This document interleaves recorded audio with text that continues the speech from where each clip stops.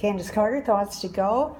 I'm showing you some works in progress. I am applying, or I am going to send my pieces in for a competition. Now, what I'm doing here is just playing with paper and cutouts like paper dolls. Remember the paper dolls? And I will photograph these in this state, but they may not stay the same. Now here's another one. And here is another one.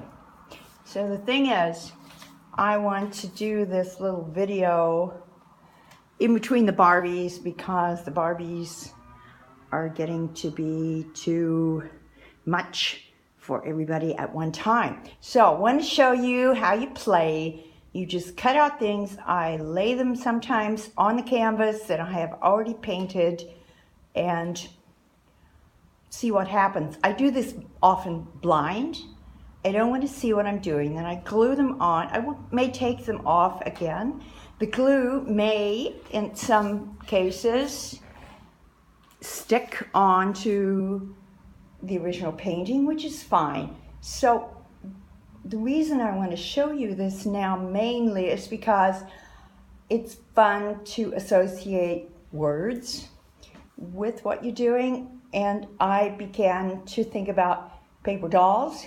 I began to think about how it is to be a person in a digital world. I began to think about how many times can I cut out someone and how many different sides of their personalities, if they're cut out, if they're cut around. And this one just had a lot of pieces on top of it, like my extra little pieces of scraps. And I started just gluing the scraps without thinking about what I was doing. And eventually I began to see figures in the scraps. So, but the fun thing, the most fun thing is this, which I'm very proud of. It's called couch potatoes. Now what you see are figures I've cut out. Remember muches? And I have laid them down on the couch that we have seen many times. I have laid them on a couch, and then the word came to me, couch potatoes, and so I went to the kitchen and I got some real potatoes and I added them to my figures, and now I have couch potatoes. I think that's kind of fun.